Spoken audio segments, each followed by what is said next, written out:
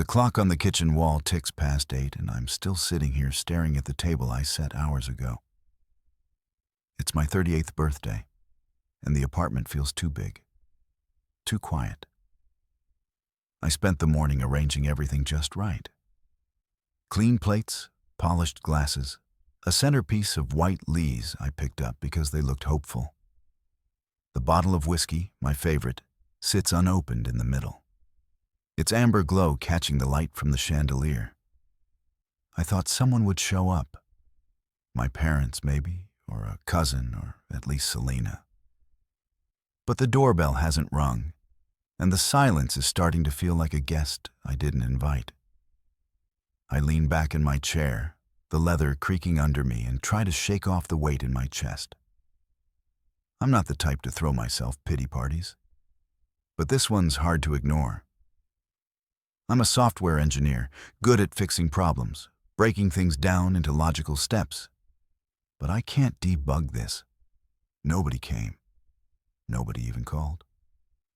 I glance at my phone again. Nothing. No texts, no missed calls. Just a blank screen staring back at me like it's disappointed too. I think about calling Selena. She's been distant lately, always rushing off to meetings or weekends away. But she wouldn't forget today, would she? My thumb hovers over her name, and I hit dial before I can overthink it. The line rings once, twice.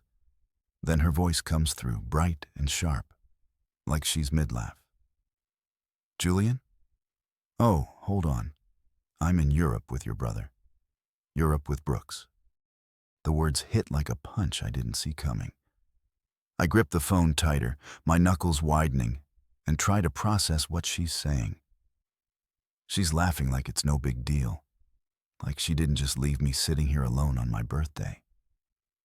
Before I can respond, another voice cuts in. Brooks, smug and smooth as ever. Why bother, man? She's going to divorce you soon anyway. His words hang there, heavy, like they've been waiting to be said for months. I don't say anything back. I can't.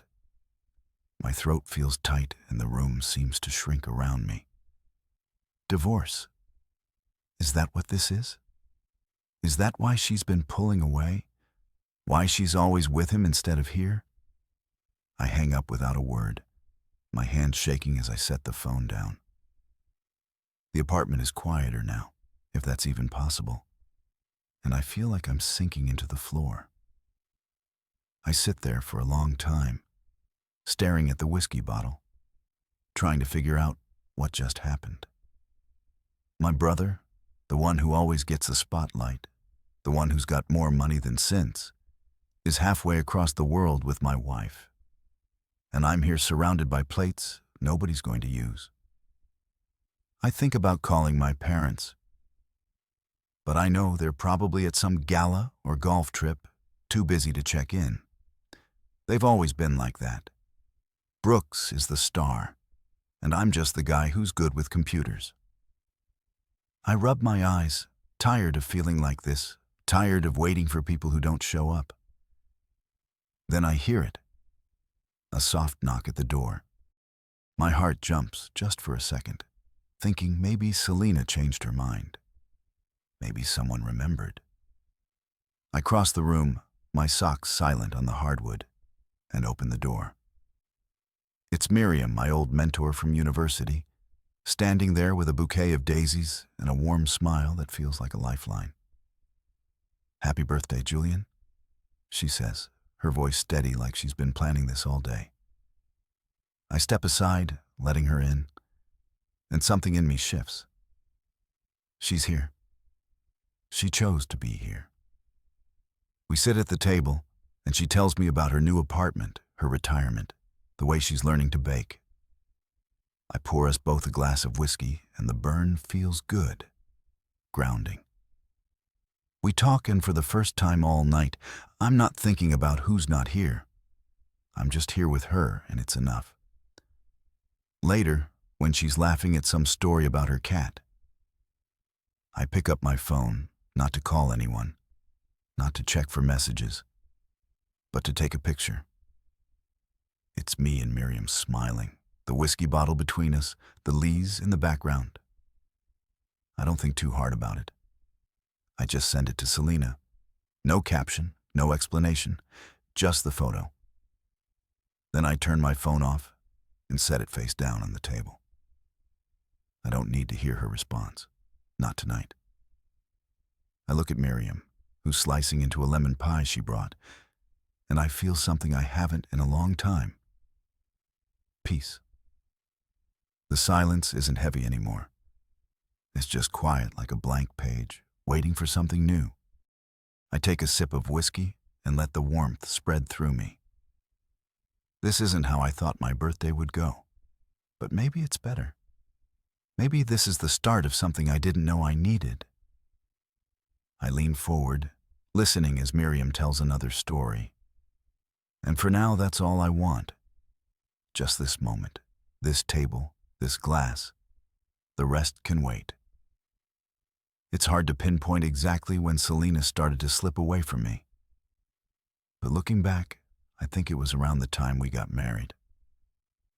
I'm sitting in my office now, months before that empty birthday, staring at a photo of us from our wedding day. She's radiant in her white dress, her smile wide and bright, and I'm standing next to her, a little stiff in my suit, but happy. Really happy. I thought she was everything I could ever want. She was elegant, the kind of woman who could walk into a room and make everyone turn their heads. As a marketing executive, she had this gift for talking to people, making them feel important. Whether it was at a fancy gala or coffee shop, I'm not like that. I'm quieter, more comfortable behind a computer screen, building software that makes things work better, like systems for hospitals to save time and lives. But Selena, she could charm anyone. And for a while, I thought she'd chosen me because she saw something in me that others didn't. I was wrong. I set the photo down on my desk, rubbing my temples, trying to make sense of how we got here. After the wedding, things changed. Slow at first, then all at once. She stopped asking me how my day went. Stopped sitting with me on the couch to watch those old sci-fi movies we both liked.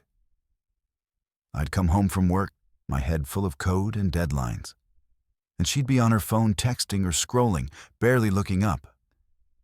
Just work stuff, she'd say if I asked. But her voice was always sharp, like I was interrupting something more important. I tried to brush it off, told myself she was busy, that her job demanded a lot. But then the weekends started disappearing. She'd pack a bag and say she was visiting friends or going to some networking event, and I'd nod, not wanting to seem clingy. I loved her, and love means trusting, right? But the truth was, I was starting to feel like a stranger in my own apartment. I leaned back in my chair, the hum of my computer filling the quiet.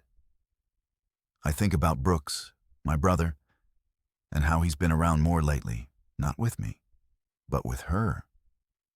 He's always been the loud one, the guy who throws money around like it's nothing, the one our parents brag about at every family dinner.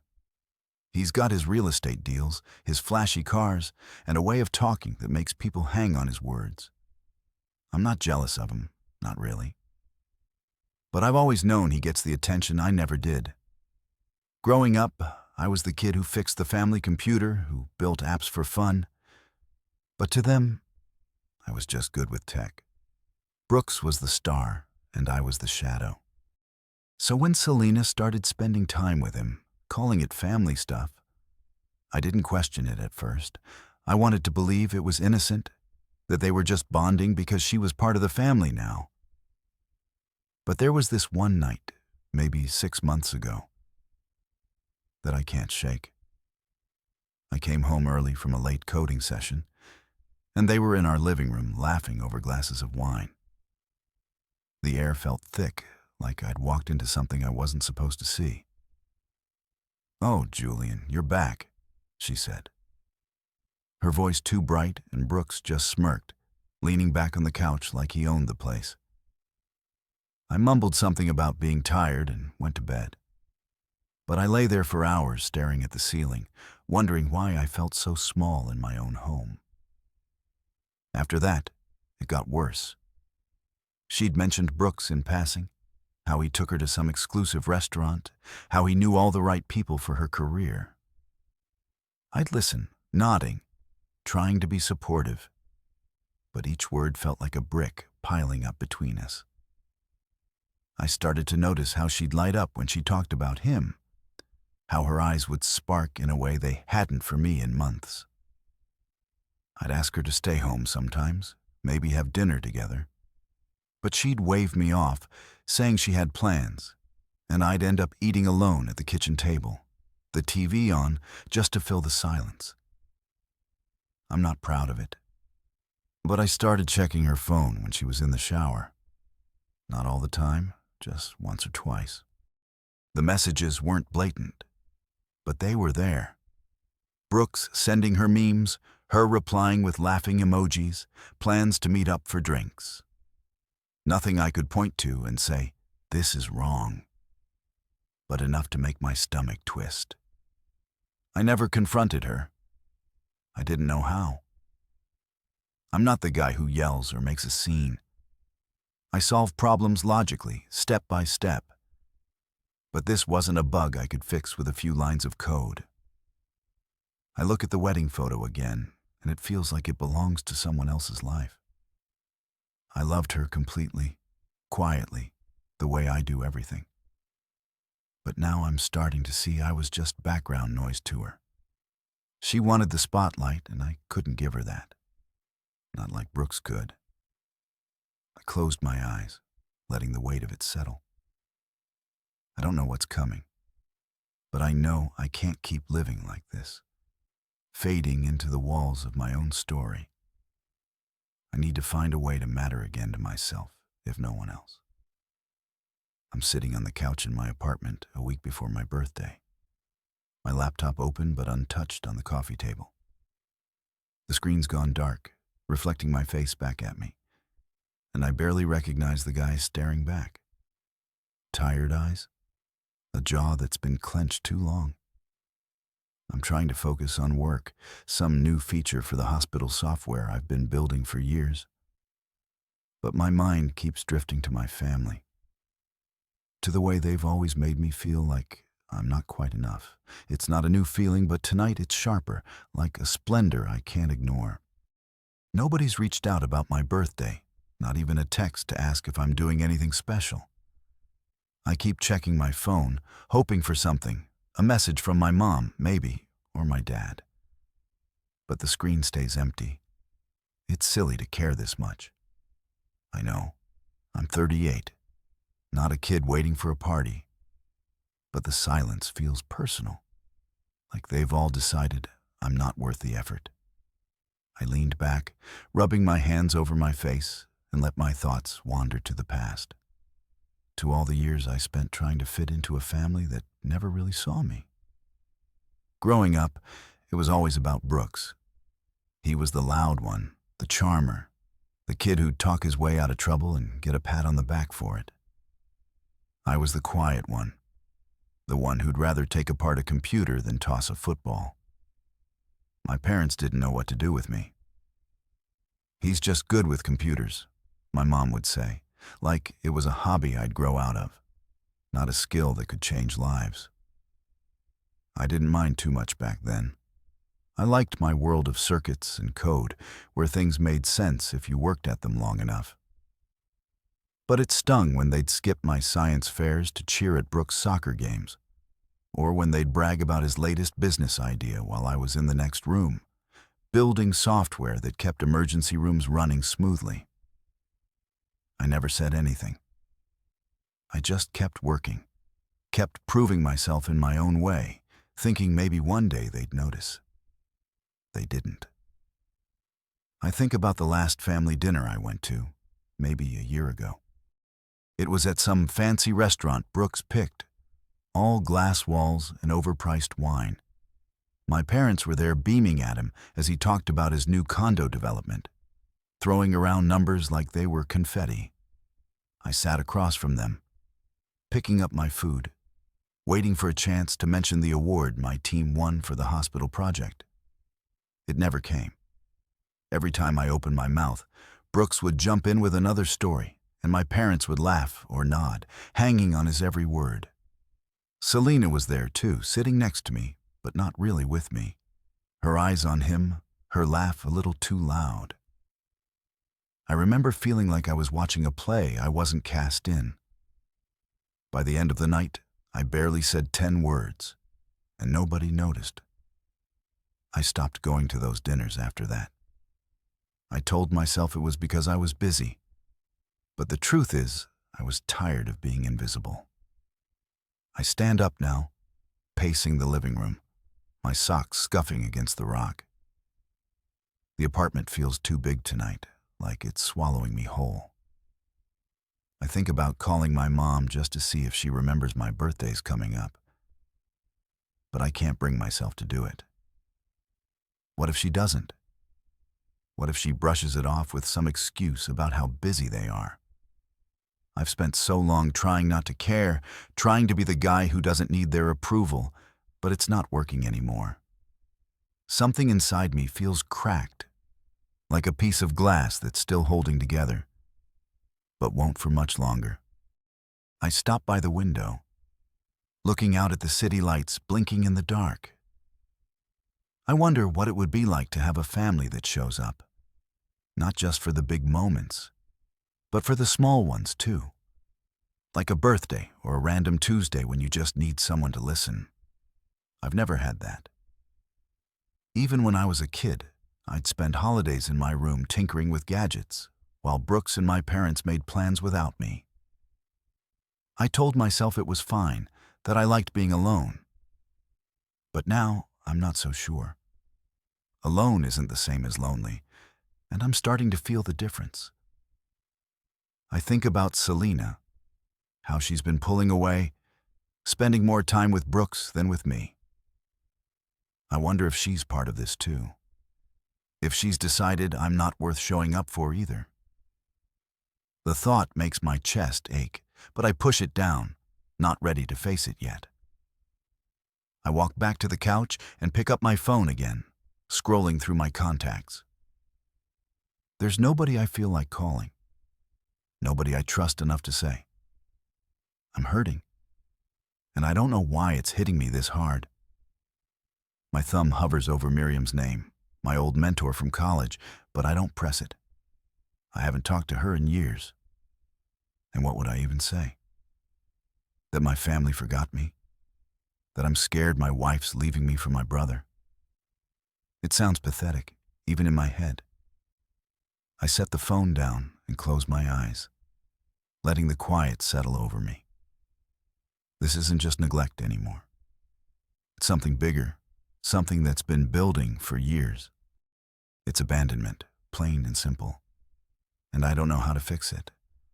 All I know is I can't keep waiting for them to change, for them to see me. I need to do something, anything, to stop feeling like this. I open my eyes and look at the laptop again.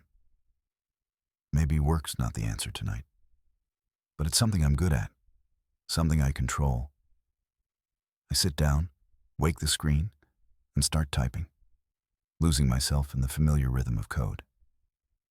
It's not much, but it's a start, a way to remind myself I'm still here, even if nobody else thinks so. I'm sitting at my desk 2 weeks before my birthday. The glow of my computer screen, the only light in the room. The apartment's quiet like it's been most nights lately, and I'm scrolling through emails trying to focus on work, but feeling that familiar ache in my chest. Selena's out again, some work event, she said, but I don't ask anymore. I know she won't tell me the truth, and I'm too tired to chase it. My birthday's coming up, and I keep thinking about how nobody's mentioned it. Not her, not my parents, not even a coworker. I don't want a big party or anything, but the idea of another year passing without anyone noticing stings more than I want to admit. I lean back in my chair, running my hands through my hair, and stare at the ceiling. I need to do something different this time, something that feels like it matters. That's when I think of Miriam, my old mentor from college. She was the one person who always saw me, not just as a coder, but as someone with ideas, someone worth listening to. I haven't talked to her in years, not since she moved away after I graduated. But I heard she's back in the city, retired now. My fingers hover over my phone, and before I can talk myself out of it, I find her number and call. She picks up on the second ring, her voice warm and familiar, like no time's passed at all. "Julian, what a surprise," she says. And just hearing her say my name makes me feel steadier.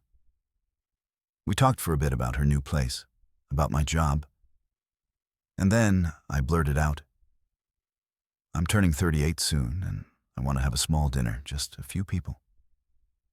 Would you come?" There's a pause, and I hold my breath, worried I've overstepped. But then she says, "I'd love to. Tell me when and where." I hang up, feeling lighter, like I've taken a step towards something real. Fast forward to the night of my birthday, and I'm standing in my apartment. The table's set with plates I polish myself.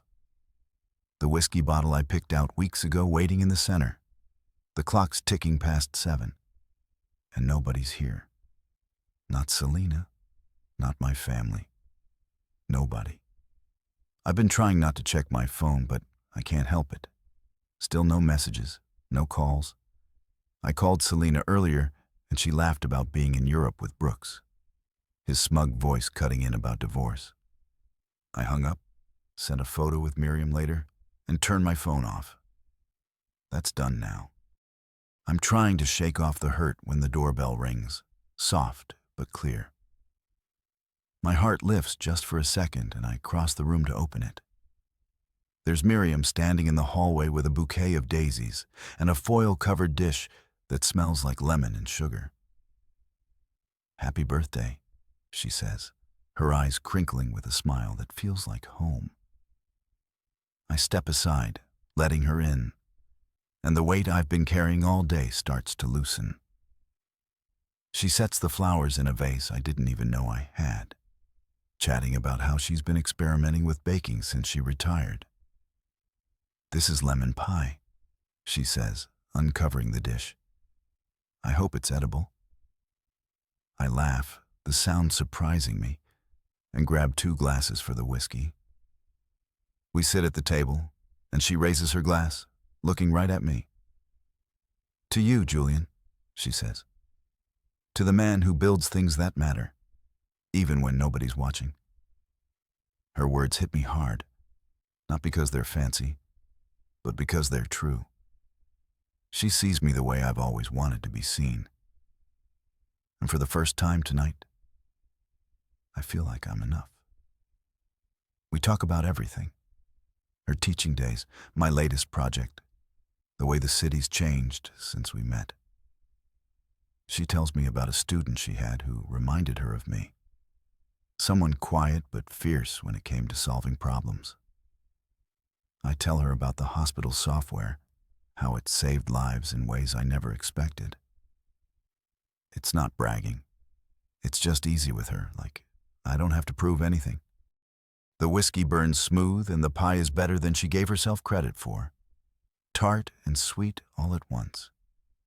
Hours pass and I don't even notice. I'm not thinking about Selena or Brooks or my parents. I'm just here in this moment with someone who showed up when nobody else did. Later, when we're clearing the plates, I pick up my phone without thinking and snap a photo of us. My arms around her shoulder, and we're both smiling, the whiskey bottle and flowers in the background. I don't plan to send it. It's just for me, a reminder of this night. But then I think of Selena, of her laugh when she said she was with Brooks, and I open my messages. I send the photo. No words, just the image. It's not about making her jealous or getting even. It's about closing a door, about saying I don't need her to make this day matter. I turn my phone off again and set it down, feeling a calm I haven't in months. Miriam's telling a story about her cat knocking over a plant. And I laugh, really laugh, for the first time all day. The apartment doesn't feel empty anymore. It's just us, this table, this night, and it's more than I thought I'd have. I pour another splash of whiskey and settle back in my chair, letting her voice fill the room. This isn't the birthday I planned, but it's the one I needed. And for now, that's enough. It's the morning after my birthday, and I'm sitting at the kitchen table. The remnants of last night still scattered around me. Empty whiskey glasses, a half-eaten lemon pie. The daisies Miriam brought drooping slightly in their vase. The apartment's quiet again, but it's not the heavy kind of quiet from yesterday. It's softer, like the world's giving me a moment to breathe. My phone's been off since I sent that photo of me and Miriam to Selena, and I'm not ready to turn it back on. I know what's waiting for me. Missed calls, texts, maybe even voicemails, and I don't have the energy to deal with them yet. I sip my coffee, the mug warm against my palms, and think about last night. How Miriam stayed until almost midnight, how we talked about things I haven't said out loud in years. It wasn't just catching up.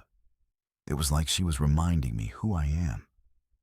The guy who used to dream big before I got caught up in trying to please everyone else. I'm still thinking about her toast, about building things that matter. When my phone buzzes on the counter, I forgot I turned it on for a second to check my work email. I pick it up and the screen lights up with notifications. 10 missed calls from Selena, then 20, now 30.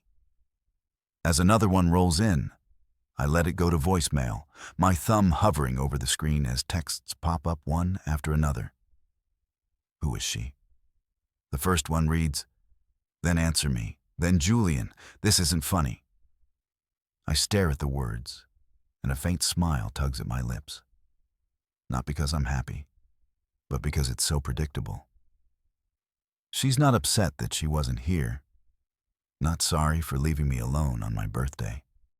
She's just mad about the photo, about the idea that I might not be sitting here waiting for her. I set the phone down, screen up, and watch a buzz again. Another call, another text, but I don't pick it up. Instead, I think about Miriam, about how she showed up when nobody else did, how she didn't need me to be anything other than myself. We talked about dreams last night, about the ones I used to have before I got married, before I started measuring my life by other people's expectations. I told her how I wanted to build something bigger than software, something that could change how people connect, how they heal. She listened, really listened, and said, "You're already doing that, Julian. You just stopped believing it." Her words stuck with me like a key turning in a lock I didn't know was there. I get up and walk to the window, looking out at the city, waking up. Cars crawling through the streets, lights flickering off in the buildings across from mine. I've been surviving here, not living. I've been going through the motions, working long hours, coming home to an empty apartment, hoping Selena would notice me, hoping my family would remember I exist. But last night, sitting across from Miriam, I realized I don't want to keep doing that. I don't want to be the guy who waits for people who don't care if I'm breathing. My phone buzzes again, and I glance at it. Another voicemail, probably Selena yelling or crying or both. I don't listen. I turn it off completely this time, shoving it into a drawer like I'm locking away a distraction. I don't need to hear her voice to know what's real. She's been gone for months, maybe longer, and I've been too stubborn to admit it. I think about Brooks, too, about his smug comment on the phone yesterday about divorce like it's a done deal. Maybe it is. Maybe that's what this has been leading to all along. But if it's over, it's not going to be on their terms. It's going to be on mine. I walk back to the table, picking up the whiskey glasses and carrying them to the sink. The routine of washing them, drying them, putting them away feels grounding, like I'm clearing space for something new. I think about Miriam again, about how she talked about integrity last night, about how love isn't just a feeling, it's a choice, a commitment to show up even when it's hard. I haven't had that. Not from Selena, not from my family. But I had it last night. And that small, warm moment with someone who didn't owe me anything, but chose to be there anyway. I dry my hands and sit back down staring at the pie. I cut myself a slice, even though it's barely 9 hours in the morning, and take a bite. The tartness wakes me up, and I smile, thinking of Miriam's laugh when she warned me it might not be perfect. It's better than perfect. It's honest. I eat slowly, letting my thoughts settle. I don't know what comes next. Not exactly. But I know I can't stay here in this apartment, in this life, waiting for things to change. I need to move, to build, to find people who see me the way Miriam does. I think about my work, about the software I've poured years into, about the lives it's touched without me ever taking credit. Maybe it's time to step out of the shadows, to stop hiding behind my code and start owning what I've done. I finish the pie and lean back, feeling a little steadier. The day stretching out in front of me, and for the first time in a long time, it doesn't feel like something to survive. It feels like a chance to start over, to figure out what I want, not what I'm supposed to want. I don't need Selena's calls, or Brooke's taunts, or my parents' approval. I need me, my ideas, my strength, my choices. I stand up, grab my laptop, and open a new document. It's not code this time, just a blank page. I don't know what I'll write yet, but it feels right, like the first step towards something I can't name but know I need. The phone stays in the drawer, and the world stays out there. For now, it's just me, and that's enough. It's been a week since my birthday, and I'm standing in the middle of my apartment, surrounded by cardboard boxes I've been packing all morning. The place looks smaller somehow, stripped of the things that made it mine. Books, framed photos, the coffee mug I always used. I'm moving out, not because I can't afford to stay, but because I can't keep living in a space that feels like a museum of a life I don't want anymore. Selena is still in Europe, hasn't been home since before my birthday, and I'm not waiting for her to come back. I'm done waiting for anyone. I tape up a box of clothes, my hands moving on autopilot, and think about the steps I've taken over the past few days.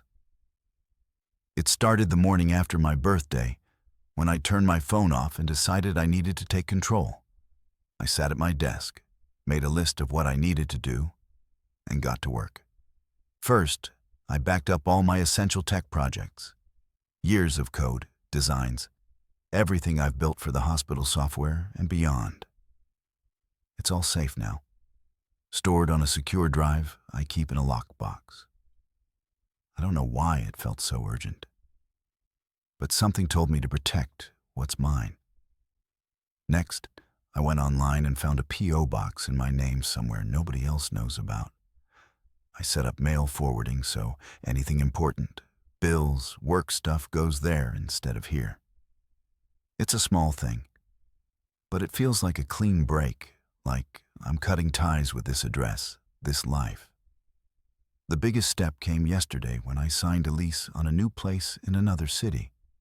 It's a loft, old and rough around the edges, with exposed brick walls and a view of a river that glints in the mornings. I found it online, called the landlord, and drove out to see it the same day. Standing in that empty space, I could breathe easier, like the air was clearer there. It's not fancy, not like the sleek apartment I'm leaving behind, but it's mine. No memories of Selena, no echoes of Brooks or my parents, just a blank slate. I grab another box from the stack in the corner and start packing my books, wrapping them carefully in bubble wrap. Each one feels like a piece of me. Sci-fi novels I read in college, technical manuals I studied to get better at my job. A poetry collection Miriam gave me years ago. I pause holding that last one and smile thinking of her. She texted me yesterday just to check in, and I told her I was moving. "Good for you," she wrote back. "Build something new." That's what I'm trying to do, even if I'm not sure what it looks like yet. My phone's on the counter, still mostly off. I only turn it on for work or to call people I trust. Selena stopped blowing it up with texts, but I know she'll see the divorce papers soon. That's the other thing I did this week.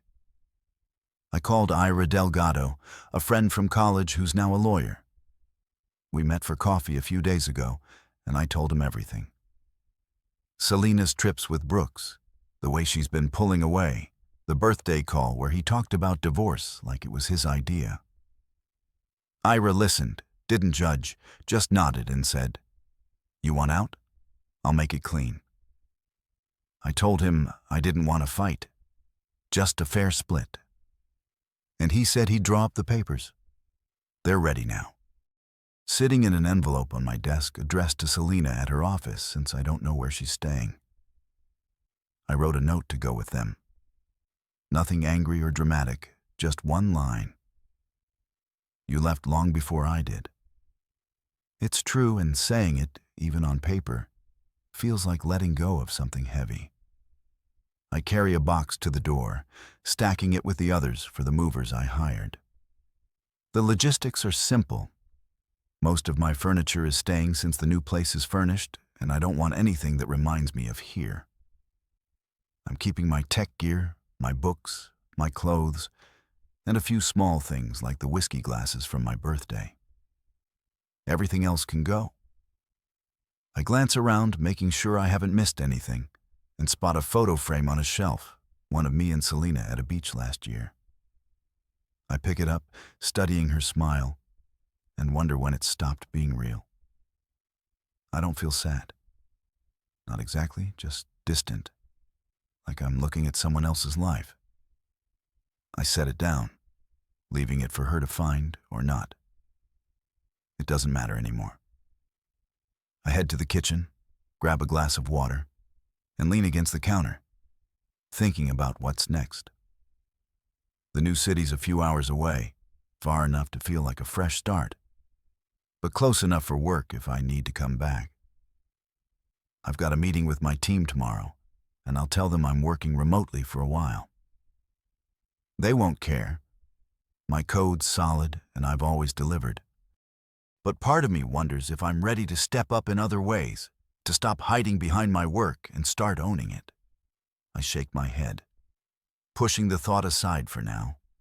One step at a time, I walk back to my desk, pick up the envelope with the divorce papers, and slip it into my bag. I'll drop it off at a courier service later, make sure it gets to her office before she's back from Europe.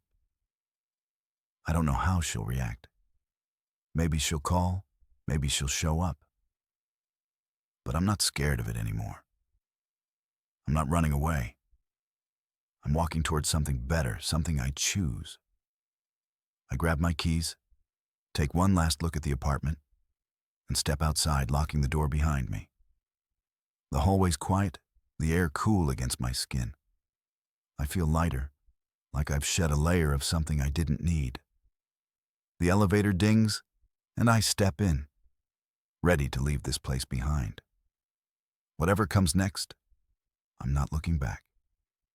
I've been in my new city for a week now, and I'm standing in the loft I rented. The morning sun spilling through the tall windows and painting the brick walls gold. The place is still sparse. Just a bed, a desk, my tech gear, and a few boxes I haven't unpacked. But it feels right. Like I can breathe here. I'm sipping coffee from a chipped mug I've found in a thrift store, staring out at the river, glinting below, and thinking about how different this feels from the life I left behind. The divorce papers are on their way to Selena. My old apartment's empty, and for the first time in years, I'm not waiting for anyone else's approval. But it's not just the move that's got me feeling this way. It's what I've started to reclaim, starting with my work. Most people don't know I'm the guy behind MediVault, a data platform that's changed how hospitals share information. It's worth over $80 million now, but I never talked about it, never needed to.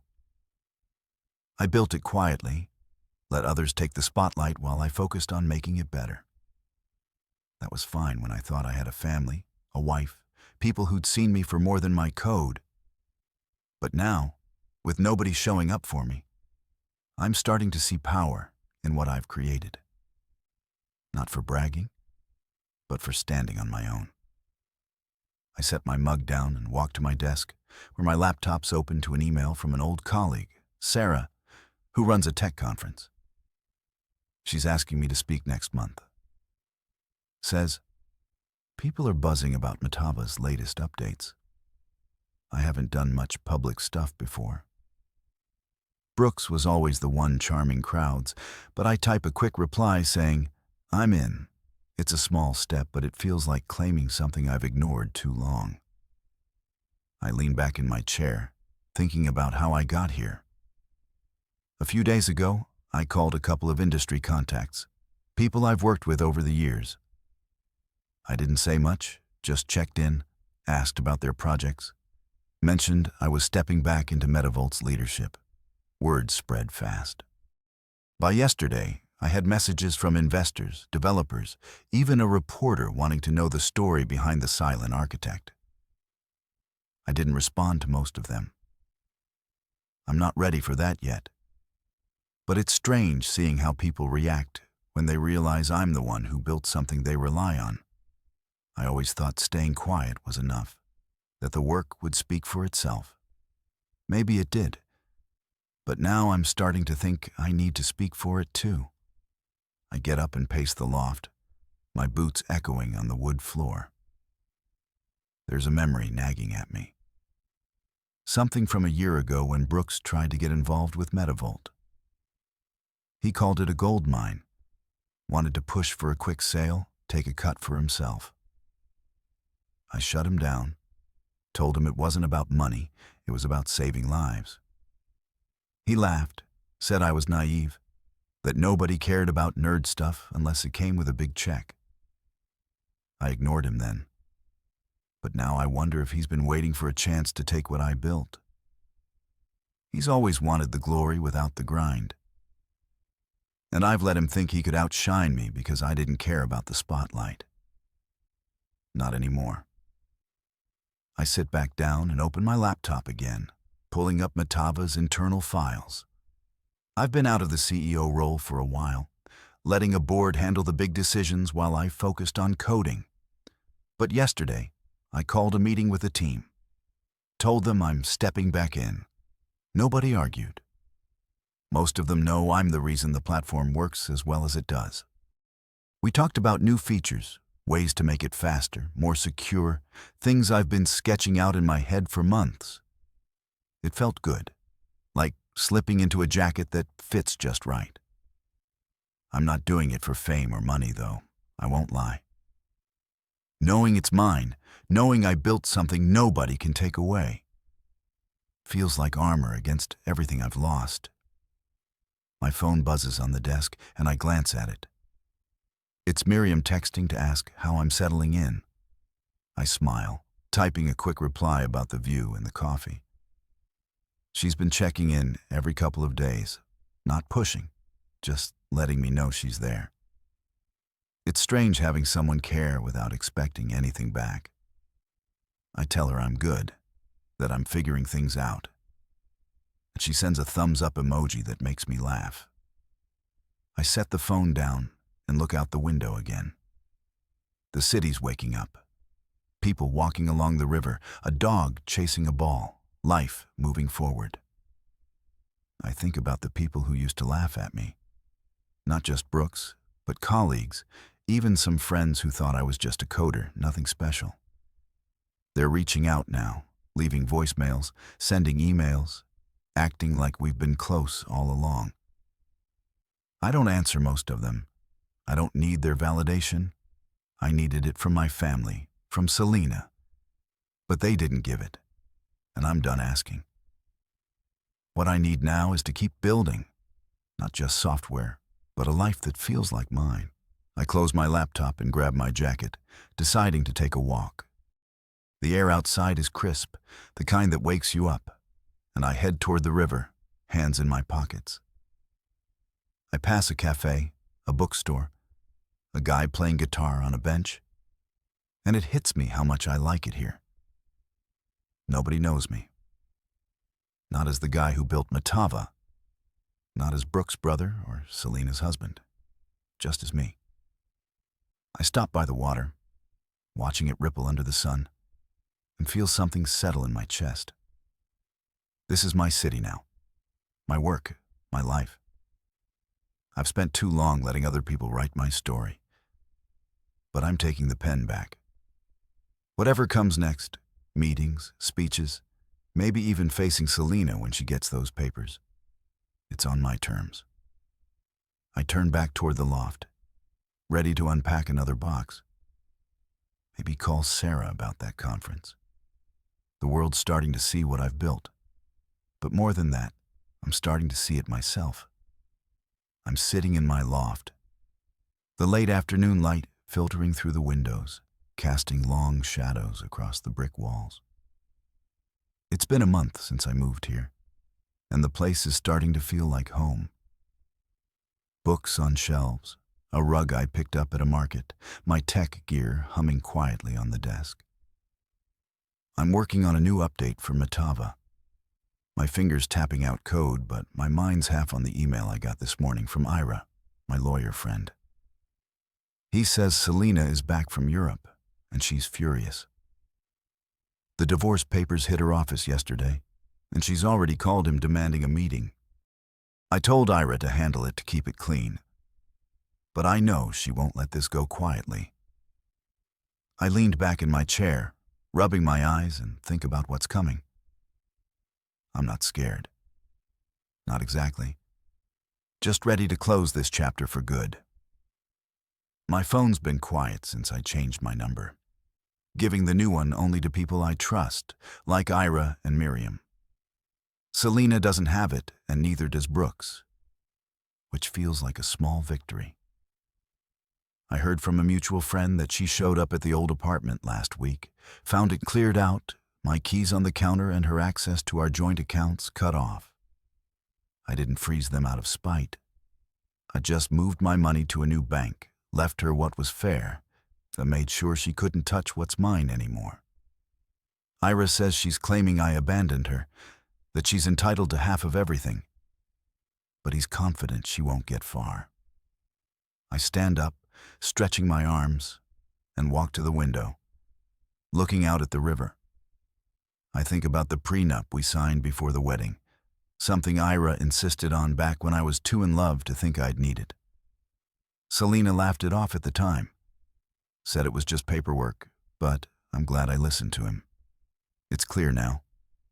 She didn't expect me to walk away, didn't expect me to have a spine. I smile faintly, shaking my head. I've spent so long being the quiet one, the guy who fixes things without making a fuss, that she forgot I'm not a doormat. I head to the kitchen, grabbing a glass of water, and think about Brooks, too. He's been calling Ira's office, leaving messages, probably thinking he can bully his way into this. I haven't spoken to him since that birthday call when he taunted me about divorce, and I don't plan to. But I did something last week I'm not entirely proud of, though it felt right. I've been digging through old Metavol files, checking for loose ends, and found emails from Brooks to one of our board members, pushing for insider deals that looked shady. I didn't hesitate. I sent them anonymously to a contact at the SEC. I don't know what'll come of it, but if he's been playing dirty, he'll face the consequences without me having to say a word. I set the glass down and walk back to my desk. pulling up Ira's latest email. He's prepped for the property hearing next week. Says he's got everything we need. Bank statements, the prenup, even security footage from our old apartment building.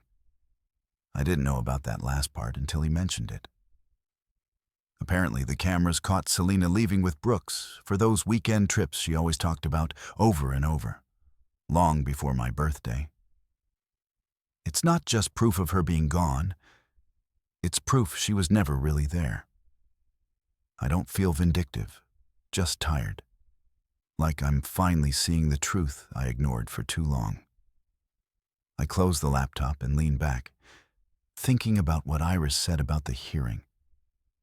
Selena's going to push for spousal support, maybe even a chunk of Matava, but Ira is ready to shut it down. He says the prenup's ironclad, and the footage will make her claims look desperate.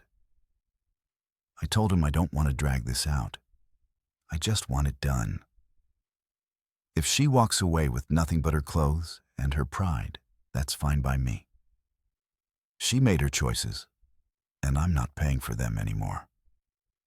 My mind drifts to Brooks again, to the rumors I've heard through industry friends. His real estate deals are starting to crumble, and word is the SEC's sniffing around.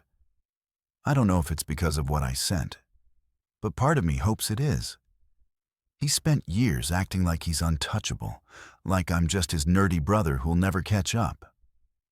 But I built something real, something that matters, and he can't take that away, no matter how loud he talks. I get up and pace the loft, feeling the wood floor creak under my boots. The hearing is going to be tough, not because I'm worried about losing, but because it'll mean facing her, maybe him too. I don't want to see their faces, don't want to hear their excuses. I just want to move on, to keep building this life I'm starting to like. I think about the conference I'm speaking at soon, about the new Metavol features my team's rolling out. Those things matter, not because they're loud or flashy, but because they're mine and they're good. I stop by the window again, watching the city settle into dusk. I feel a calm I didn't expect, like I'm standing on solid ground for the first time in years. Selena can rage, Brooks can squirm, but they don't get to write my story anymore. I'm not the guy who sits quietly while they take what they want. I'm the guy who built an empire nobody saw coming, and I'm not giving it up. I head back to my desk, grab my phone, and text Ira. Do what you need to. I'm ready. Then I set it down and look around the loft. My space, my life. Whatever happens at that hearing, I'm walking out free, and they can't touch that. I open my laptop again, not to work, but to pull up a photo from my birthday, the one with Miriam and me smiling. I don't need to prove anything to Selena or Brooks. I just need to keep being the guy in that picture, the one who's starting to believe in himself again. The sun's almost gone now, and the river's a dark ribbon below. I close the laptop and decide to call it a day. Tomorrow's another chance to build, and I'm not wasting it. I'm standing in my loft, the scent of fresh bread and roasted vegetables filling the air as I adjust the candles on the table. It's been months since the divorce papers were signed, since the hearing where Selena walked away with nothing but her designer bags and a scowl. Tonight, I'm hosting a small dinner, not for my birthday or any big occasion, just because I want to. The space feels alive. Warm light bouncing off the brick walls, a soft hum of music from a guitarist friend I met at a local cafe. Laughter already starting to spill from the few guests who've arrived. I've got a bottle of whiskey open, the same kind I shared with Miriam on my birthday, and a spread of food I helped make. Though I'll admit the bread's from a bakery down the street. I'm not a chef, but I'm learning, and it feels good to try something new. I glance around, taking it all in. Miriam's by the window, chatting with Ira, my lawyer friend, who's holding a glass of wine and grinning like he's never seen me this relaxed. There's a couple of local musicians setting up in the corner, tuning their guitars, and a neighbor I've gotten to know, a painter who's always got a story to tell. It's a small group, maybe 10 people. But they're here because they want to be, because they see me, not some version of me they wish I was. I had just a plate on the table, feeling a nervous energy I haven't had in a while. Not bad nerves, just the kind that comes when you're doing something that matters. I think about the past year, how it started with that empty birthday. Nobody showing up except Miriam. I was so lost then, sitting in an apartment that felt like a cage, waiting for Selena, for my family, for anyone to care. I don't feel that way anymore. The hearing was the turning point when Ira laid out the prenup and the footage of Selena leaving with Brooks week after week. She tried to argue, said I pushed her away, but the judge didn't buy it. She left with what she brought into the marriage, her clothes, her jewelry, her ambition, and I walked out feeling lighter than I had in years. Brooks didn't show up to the hearing, probably too busy dodging the SEC investigation I tipped off. Last I heard, his deals were falling apart, and he's laying low. But I don't care enough to keep tabs. That's their world now, not mine. I pour myself a splash of whiskey and take a sip, the burn familiar and comforting. The guitarist starts playing a slow melody, and I catch Miriam's eye across the room. She smiles, raises her glass, and I nod back, grateful for her. She's been a constant these past months. Not just a mentor, but a friend. Someone who reminds me it's okay to be quiet, to build things slowly, as long as they're real. I think about the letter I wrote a while back, one I never sent to my family. I pull it out sometimes, read it to myself. But tonight, I want to share it. Not because I need to prove anything, but because saying it out loud feels like letting go of the last piece of that old hurt. I clear my throat, stepping to the center of the room, and the chatter quiets down. Hey everyone, I say, my voice steadier than I expect. I just want to say thanks for being here. This year's been a lot, and having you all in my life means more than I can put into words. I wrote something a while ago, something I needed to get out, and I'd like to read it, if that's okay. Nobody objects, just nods or smiles, and I pull the folded paper from my pocket. My hands shake a little, but I unfold it and start reading. To my family, I never needed you to be proud. I only needed you to show up. You didn't, and now neither will I. The words hang in the air, simple but heavy, and I look up to see Miriam wiping her eyes. Ira giving me a small nod. Nobody claps or makes a big deal. And I'm glad they just listen. And that's enough. I fold the paper and slip it back into my pocket, feeling like I've set down something I've carried too long. Anyway, I say, breaking the silence. Let's eat. That gets a laugh. And the room comes back to life. People grabbing plates, passing dishes, talking over each other. I sit at the table next to Miriam and listen to the painter tell a story about a mural he's working on. The food's good, better than I expected, and the whiskey flows. But it's the warmth in the room that fills me up. I think about Metavolt, how I spoke at that conference last month and felt for the first time like I belonged in the spotlight. People asked questions, wanted my thoughts, and I realized I had something worth saying. I'm not Brooks, all charm and flash, but I'm me, and that's starting to feel like enough. The night stretches on, and I'm laughing at something Iris says about his latest case when I catch my reflection in the window. I don't look like the guy from a year ago, the one who sat alone waiting for a call that never came. I look like someone who's building something, not just code, but a life with people who choose to be here.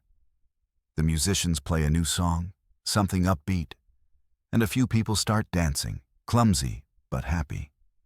I stay at the table watching, and Miriam leans over, her voice low. "You did good tonight, Julian." I smile, not sure what to say, but I know she's right. This is good, Messi. Real mine. I raise my glass, and we toast to new beginnings, to nights like this, to people who show up.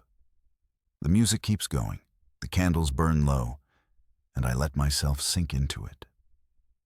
No regrets, no looking back, just this moment and the promise of more. I wake up to the sound of birds outside my loft window, a soft chirping that's become my morning routine in this new city. It's my 39th birthday, and I'm lying in bed. The sheets cool against my skin, watching the first light creep across the brick walls. There's no weight in my chest today, no anxious checking of my phone for messages that won't come. I feel steady, like I finally landed somewhere I belong. I roll over, grab my phone from the nightstand, and see a few texts already. Miriam wishing me a happy birthday. Ira joking about getting old. A couple of colleagues saying they're looking forward to the next Metavold update. I smile, typing quick replies, and get up to start the day. The loft smells like coffee before I even reach the kitchen, thanks to the machine I set up last night. I pour a cup, the mug warm in my hands, and lean against the counter, thinking about how different this birthday feels from last year. Back then, I was sitting in an apartment that felt like a tomb, waiting for Selena, for my family, for anyone to show up. Nobody did except Miriam. And that night changed everything. Now I'm here in a life I built from scratch, and it's better than I could have imagined. I take my coffee to the window, looking out at the river sparkling under the morning sun. Miriam moved into a cottage a few blocks away a couple of months ago, and we've settled into a rhythm. Weekly dinners, walks by the river, conversations that don't need to be anything more than what they are. She's not family, not in the way most people mean it. But she's home, the kind of friend who shows up without being asked. I think about inviting her over later, maybe cracking open that whiskey we both like. But for now, I'm content to stand here, letting the day unfold. My phone buzzes again, and I check it. A message from a teacher at the middle school where I sponsor a coding club. She sent a photo, and when I open it, my breath catches. It's a group of kids, maybe 12 or 13 years old, standing in a classroom holding a banner that reads, "Thank you, Mr. Ross. You made us believe we could build something too." They're grinning, some holding laptops, others waving at the camera, and I can't stop smiling. I started the club on a whim, thinking I could share what I know, but it's become more than that. Those kids remind me of myself at their age, tinkering with computers, dreaming of things nobody else understood. I text the teacher back thanking her and save the photo to my phone. It's the best gift I could have gotten, better than any party or bottle of wine. I set the phone down and head to my desk, where my laptop's waiting. I don't have any big plans today. No meetings, no deadlines. Just a few ideas from Metavolt I want to sketch out. The platform's growing faster than I expected, with hospitals across the country signing on, and I'm starting to mentor a few young developers who reached out after my conference talk. I don't feel like the silent architect anymore. I'm just me doing what I love, and it's enough. I think about Selena for a moment, but it's fleeting like a shadow passing over the sun. I haven't heard from her since the hearing, and I don't expect to. Last I heard, she moved to another city chasing some new marketing job. Brooks is out of the picture too, tangled up in legal trouble after the SEC dug into his deals. My parents sent a card a while back, not for my birthday, just a generic note about keeping in touch. I didn't reply. I don't hate them, but I don't need them either. I've got people who show up, and that's more than I ever had before. I sip my coffee, letting the warmth spread through me, and think about the kids in that photo again. I want to do more for them. Maybe expand the club, get them better equipment. I jot a note to call the school next week, see what they need. It's not about being a hero. It's about giving them what I wish I'd had. Someone who believed in me before I believed in myself. The morning stretches on, and I decide to take a walk before it gets too warm. I grab my jacket, step outside, and let the city wrap around me. Bikes whizzing by, a street vendor selling fruit, the hum of life that's become familiar. I pass the cafe where I met the guitarist who played at my dinner party, wave at the bookstore owner sweeping her steps. This place knows me now, not as anyone special, just as the guy who lives by the river, who stops for coffee and says hello. I end up at the water's edge, sitting on a bench, watching the current move slow and steady. I think about Miriam's toast on my last birthday, about building things that matter. I'm doing that not just with code, but with this life, friends, a community, a purpose that feels bigger than me. I don't need apologies from Selena or my family. Don't need their approval or their regrets. I've got what I need right here in this moment and the choices I make every day. My phone buzzes one more time, and it's Miriam again, asking if I'm free for dinner. I text back telling her to come over, that I'll grab that whiskey and maybe some of that pie she's so good at making. She replies with a smiley face, and I laugh, pocketing the phone. I stand up, stretch, and start walking back to the loft, the sun climbing higher, the birds still singing. The day is mine, and so is the life I'm living. No calls to wait for, no bottles to uncork alone. I'm home, and as I head up the stairs to my door, I know I'm exactly where I'm supposed to be.